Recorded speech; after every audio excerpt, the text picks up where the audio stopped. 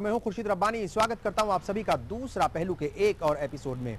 आज हमारे साथ होंगे अलवर से भाजपा विधायक बनवारी लाल सिंघल और आज इन्हीं की जिंदगी के तमाम छुए अनछुए पहलू आपको दिखाएंगे। ये भी बताएंगे कि हिंदुत्व की राह पर चलने वाले बनवारी लाल सिंघल आखिर कैसे राजनीति में आए। तो आइए शुरुआत करते हैं इस प्रोग्राम की जिसका नाम है दूसरा पहलू और देखते हैं कि बनवारी लाल सिंघल की जिंदगी के कौन कौन से वो पहलू हैं जिन्हें आज तक आप और हम नहीं देख पाए।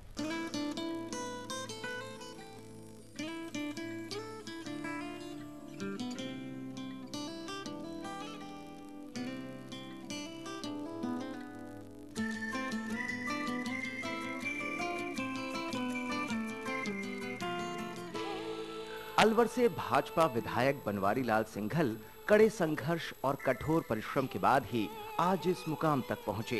तो आज इन्हीं की जिंदगी के अनछुए पहलू दिखाएंगे आपको। स्वभाव से नरम लेकिन विचारधारा में एकदम कठोर, जी हाँ, कठोर हिंदुत्व विचारधारा में विश्वास रखने वाले बनवारी लाल सिंघल की सियासत भी इसी विचारधारा के इर्द गिर्द घूमती दिखती है। 4 अगस्त 1964 को अलवर के एक साधारण परिवार में जन्मे बनवारी लाल सिंघल का बचपन बड़ी ही कठिनाइयों में बीता। इनके पिता श्री हरिश्चंद्र जैन पेशे से हलवाई थे। आर्थिक हालात इतने कमजोर थे कि ये अपनी ग्रेजुएशन भी पूरी नहीं कर पाए। जी हाँ, अलवर से भाजपा विधायक बनवारी लाल सिंघल को आर्थिक तंगी के चलते फाइनल ईयर में पहुंचने के बावजूद भी पढ़ाई छोड़ देनी पड़ी। 4 भाई बहनों में सबसे बड़े बनवारी लाल सिंघल को बचपन में किराए के मकान में रहना पड़ा। खुद का घर नहीं होने के चलते भी खासी परेशानी का सामना करना पड़ा और उस दौरान तकरीबन 15 बार किराए के मकान बदलने पड़े। मेरे ध्यान में आता है कम से कम 15-20 मकान मेरे जन्म से और तब तक 26 वर्ष का मैं हो गया था, कम से कम 15 मकान तो हमने बदले ही होंगे। क्यों हर साल 1.5 साल 2 साल में मकान मालिक किराएदार को मकान खाली करने का तगादा कर ही देते हैं।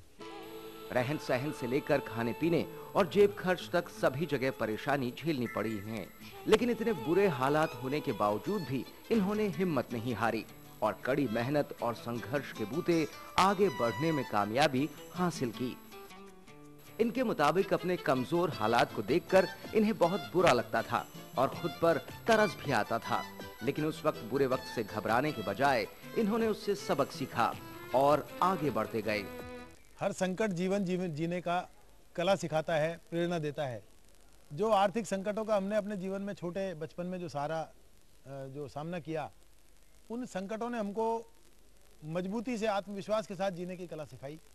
और एक चीज़ ये सिखाई कि किसी भी विपरीत परिस्थिति में अपना मनोबल इंसान को तोड़ना नहीं चाहिए, आत्मविश्वास छोड़ना नहीं चाहिए और किसी के आगे किसी भी कारण से जबरदस्ती नतमस्तक होना नहीं चाहिए। बचपन में जिन आर्थिक संकटों का हमने सामना किया, उन संकटों ने पारिवारिक एकता का जो हमको संदेश दिया, आज भी हमारा परिवार वही संयुक्त रूप से एक रहकर आम आदमी के लिए, अलवर के लोगों के लिए भी एक मिसाल बना हुआ है। हम लोग किसी भी बड़ी से बड़ी मुसीबत को भी वर्तमान में मुसीबत नहीं मानते और उसको आराम से फेस करने की स्थिति में होते हैं। किसी जमाने में खुद का घर नहीं होने के चलते बार बार किराए के मकान बदलने वाले बनवारी लाल सिंघल की आज खुद की कंस्ट्रक्शन कंपनी है। अब ये दूसरों के लिए खूबसूरत मकान बनवाने का काम अंजाम दे रहे हैं। अलवर में इन्होंने पहली बहुमंजिला आवासीय योजना की शुरुआत की। प्रॉपर्टी का काम शुरू करने से पहले इन्होंने मेडिकल स्टोर भी खोला। कुछ दिन तक मेडिकल स्टोर चलाने के बाद किन्हीं कारणों के चलते इन्हें दवाई की दुकान भी बंद करनी पड़ी। 1984 24 नवंबर का वो सुनहरा दिन, जब मैंने रामगढ़ में अलवर से 23 किलोमीटर दूर एक दवा की दुकान रिटेल खोली थी।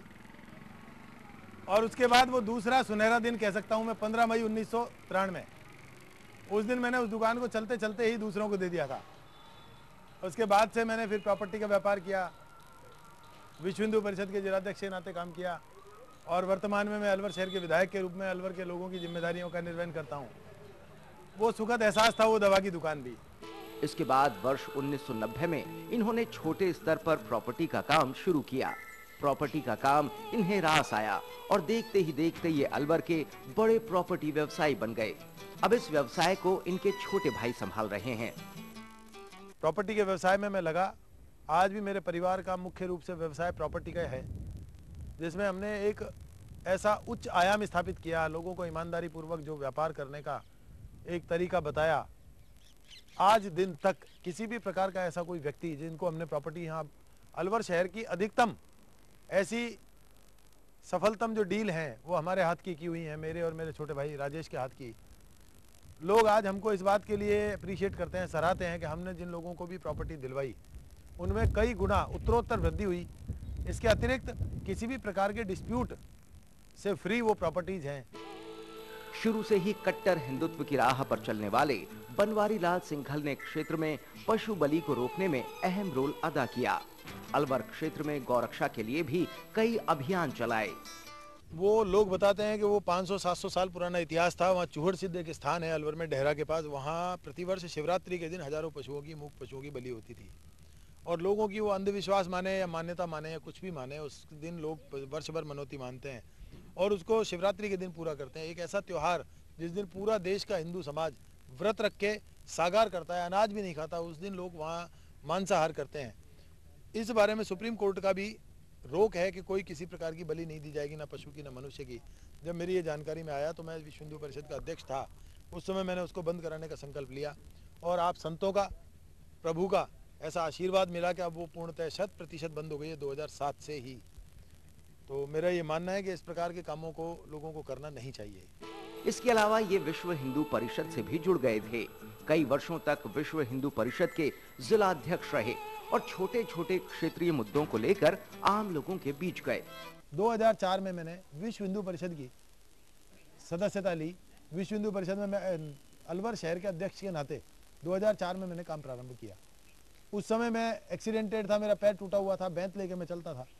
लेकिन ऐसा ईश्वर की देन हुई, यहाँ एक चूड़ सिद्ध स्थान है जहाँ बहुत बड़ी संख्या में शिवरात्रि के दिन हजारों पशुओं की, मूक पशुओं की बलि होती थी। उसको मैंने रोका। इसके अलावा गौरक्षा का काम मिला। विश्व हिंदू परिषद में 4 वर्ष तक मैंने काम किया। इस दौरान इन्हें कई परेशानियों का भी सामना करना पड़ा। कई लोगों का विरोध भी झेलना पड़ा।